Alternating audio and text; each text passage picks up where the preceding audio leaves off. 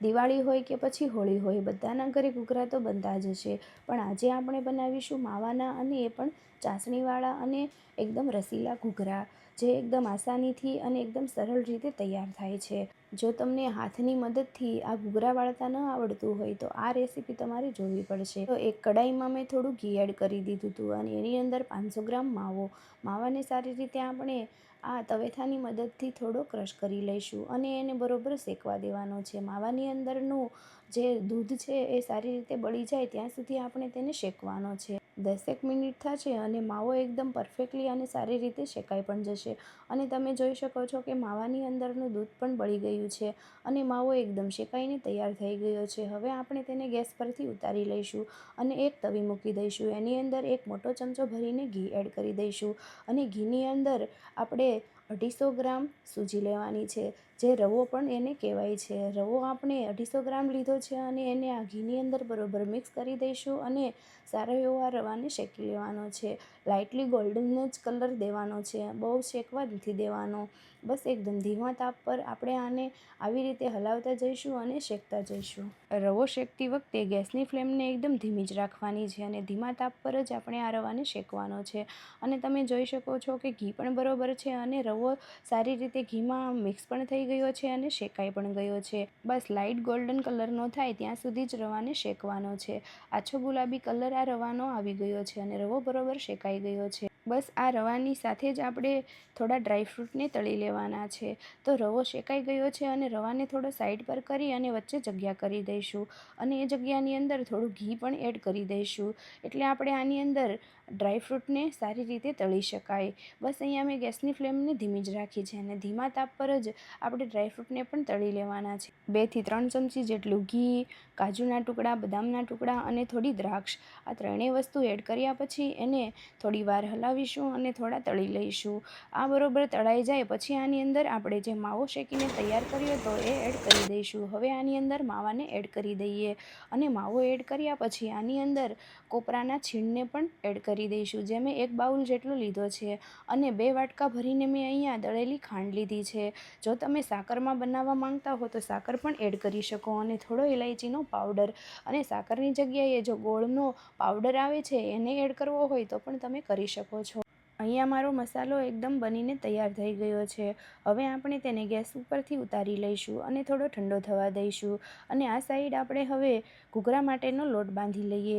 ઘૂઘરાના લોટ માટે મેં અહીંયા મેંદો એડ કર્યો છે, તો 4 કપ જેટલો મેંદો અને 1 કપ જેટલું ઘી એડ કરી દઈશું. જો તમારે ઘીની જગ્યાએ તેલનો યુઝ કરવો હોય તો તેલ પણ આની અંદર એડ કરી શકો છો. તેલ પણ તમારે 1 કપ જેટલું જ જોઈશે. ઘી એડ કરવાથી ઘૂઘરાના ઉપરનું પડ એકદમ સોફ્ટ બનશે, એટલા માટે મેં ઘી એડ કર્યું છે. ઘી અને મેંદો બરોબર મિક્સ થઈ ગયા છે. હવે આપણે આની અંદર થોડું થોડું પાણી એડ કરતા જઈશું અને એક નરમ એવો ડો તૈયાર કરવાનો છે. બહુ જ કઠણ નહીં અને બહુ જ ઢીલો પણ નહીં, એકદમ રોટલી જેવો આપણે આ લોટ બાંધીને તૈયાર કરવાનો છે. જો ઘૂઘરાના પડની અંદરનો લોટ બાંધવા માટે જો મોણ બરોબર હશે તો ઘૂઘરાનું પડ એકદમ સહેલાઈથી અને એકદમ પોચું અને ક્રિસ્પી બનશે, એટલા માટે મોણ બહુ જરૂરી છે.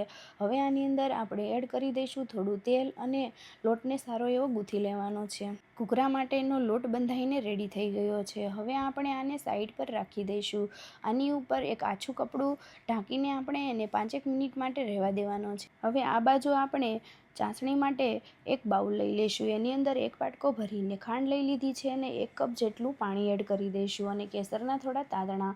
આને આપણે ગેસ પર ચડાવીને ચાસણી તૈયાર કરી લઈશું. ગુલાબજાંબુની અંદર જે આપણે ઘાટી એવી ચાસણી તૈયાર કરીએ છીએ બસ એવી જ તૈયાર કરવાની છે અને તમે જોઈ શકો છો કે આ રેડી થઈ ગઈ છે. હવે આપણે આ બાજુ લઈ લઈશું થોડો લોટ અને એમાંથી આપણે એક મોટી રોટલી વણી લેવાની છે. મોટી રોટલી વણાઈ જાય પછી આપણે આની ઉપર વાટકો મૂકીને આને એક પૂરી જેવો આકાર દઈ દેવાનો છે, એટલે આપણા ઘૂઘરા એકદમ ગોળ અને એકદમ સારા એવા બને.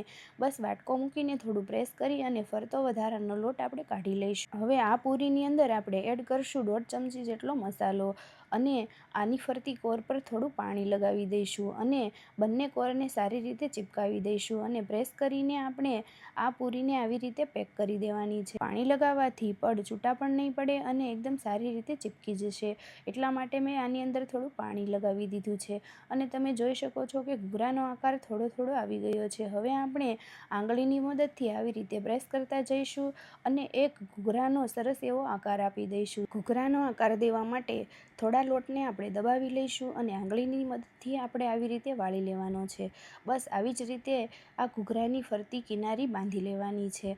ધીરે ધીરે પ્રેસ કરતું જવાનું અને બસ આવી રીતે વાળતું જવાનું. તમારા ઘૂઘરા પણ એકદમ સહેલાઈથી બની જશે. બધા જ ઘૂઘરા વાળીને તૈયાર કરી દીધા છે. હવે આપણે આ બધા ઘૂઘરાને તળી લઈશું. ઘૂઘરા તળતી વખતે તેલ બહુ ગરમ ના હોય એનું ખાસ ધ્યાન રાખવું. જો તેલ બહુ જ ગરમ હશે તો તમારા ઘૂઘરા ઉપરથી બળી જશે અને લાલ થઈ જશે. એટલા માટે ગેસની ફ્લેમને ધીમી રાખીને જ બધા ઘૂઘરાને તળવા અને તમારા ઘૂઘરા ધીમા તાપે તળશો તો એકદમ ક્રિસ્પી અને એકદમ સારા એવા તળાઈ પણ જશે.